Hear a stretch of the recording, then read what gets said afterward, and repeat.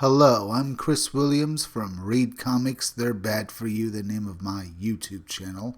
Or if you're watching this on BitChute, the name of my BitChute channel is Comic Freak. In this video, we're going to be talking about this article. Where's Rose? Star Wars fans want Kelly Marie Tran's hero on more merch. In all honesty, probably not. But they have begun to notice that there's a definite lack of Rose Tico now because apparently Disney is probably trying to minimize the character because no one likes her. Now, let's get into this article. Laura Cisco was on a mission to the rest of the world. It was just October 4th, but to movie fans like her, it was a galactic holiday, Triple Force Friday, when toys and merchandise from the 3 upcoming Star Wars projects finally went on sale. Cisco ventured to big box office retailers around Pasadena, California, in search of items featuring her favorite character, Rose Tico, the quick-witted engineer played by Kelly Marie Tran. After hitting Target, Walmart, Hot Topic, and the Disney store, Syracuse found herself asking a question that has since become a hashtag on social media. Where's Rose? And if you're wondering, yes, I realize I was mispronouncing her name. I think Cisco sounds a lot better than Syracuse. At the end of September, preview videos hyping the new merchandise showed a white t-shirt using the word Rebel as a backdrop for the character as she struck a heroic pose. That Rebels shirt was at the Disney store, but she wasn't on it. Syracuse told Vanity Fair there was no Rose Tico at the mall. Here's an example of the shirt that they found with no Rose Tico on it, as well as a picture of the original shirt. I don't know. I kind of like the shirt that just has the Rebel logo on it, mainly because I hate all of Disney's Star Wars characters.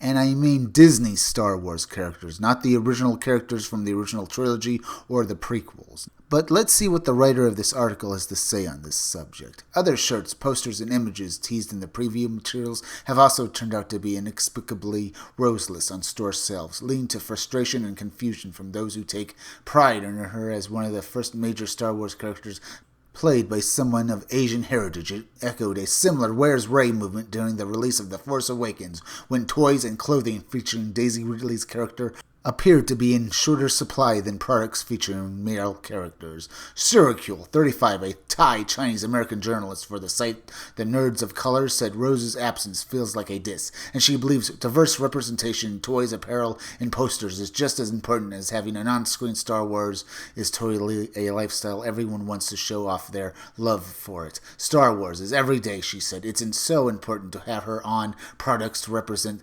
that. This is my fandom, including Rose Tico, sends a strong message to all fans regardless of their personal identity, said Jess Satara, 32, a Japanese-American activist, podcaster, and writer for the site SW Rip Matters, which chronicles diversity in Star Wars storytelling. What we see in media, especially as kids, is how we see the world, she said. The character is especially meaningful to those who have seldom seen themselves represented in sci-fi fantasy storytelling, let alone in merchandising. To have a character as an action figure or a Funko Pop, or to have her on a shirt, is Disney saying people who look like you are important, Shishar said. Hasbro hasn't revealed a new action figure for Rose, but there is a Funko Pop collectible, and she does appear on some t-shirts for girls, boys, and women. She's absent from some apparel for men, although other female characters are present. A full rundown of the Rose-themed products on the Shop Disney site shows cell phone cases, bags, the Rose t-shirt, and a water bottle featuring her new imagery. And that all sounds horrible. And of course, men don't want her on there because as far as we've seen of Rose Tico, she looks dog ugly, even though Marie Tran looks good. That's because Disney honestly turned her into a foppish-looking mechanic that no man would really want because she didn't look good. Here we have a couple of more tweets with the pictures of the Rise of Star Wars cast. And as you can see, as they've said, Marie Tran's, Rose Tico's character, is mysteriously absent for some reason. But let's read Jenny Nicholson's tweet. People saying she just undersold last time, fine. Maybe there was a surplus of 3 Rose action figures or whatever, because the people who like Rose don't buy 3 action figures. I sure don't. But removing her from the group artwork or something agnostic as a tote bag. Another for the thread product revealed, live stream versus final product image, you guys. I do see Marie Trans on the left, over in the back corner, but on the right, oh, it doesn't really look like I see her all that much. How do I know it? I don't see a big lump of brown khaki on the right, but I do see Marie Trans in her brown khaki and black hair over on the left side, on the very left.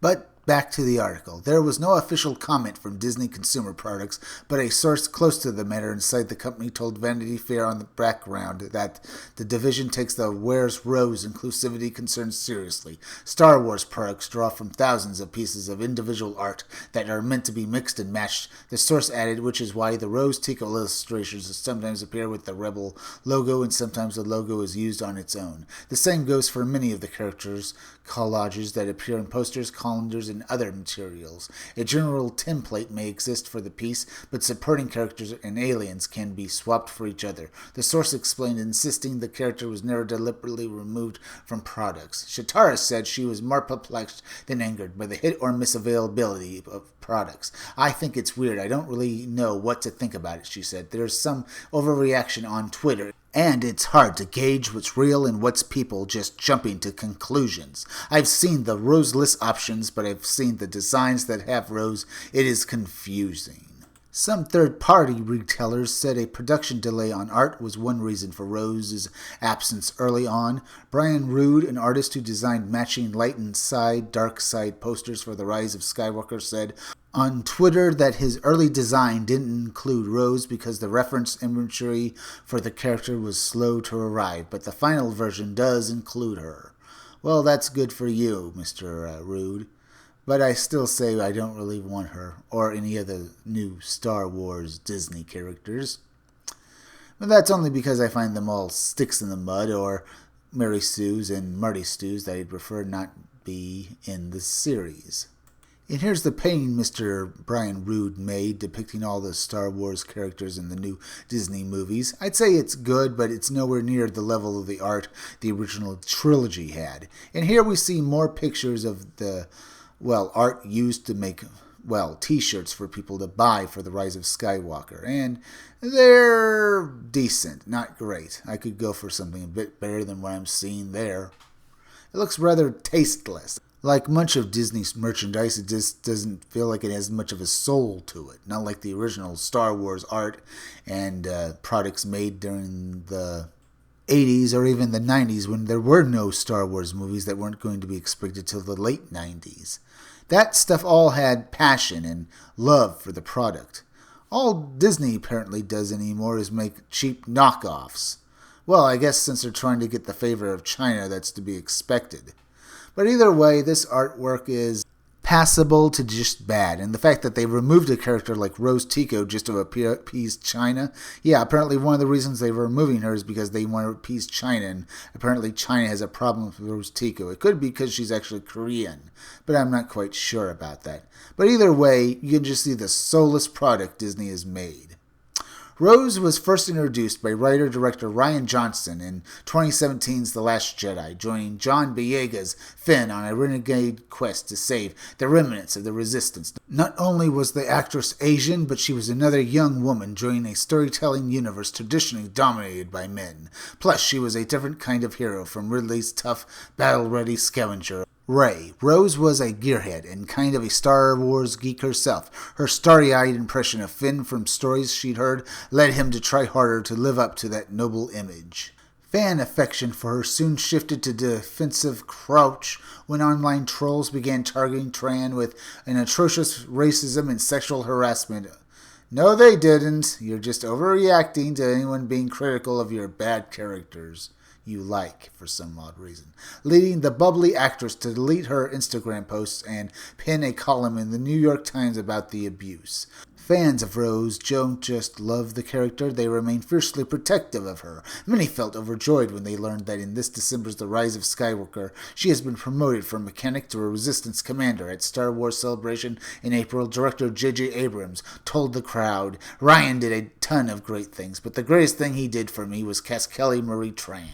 When The Rise of Skywalker opens December 20th, fans hope "Where's Rose?" isn't a question that they'll need to ask. This article began with the question, where's Rose Tico on all the merchandise, to basically just shilling for Disney and telling us Rose Tico is a great character that tons of people like, when in reality she is not.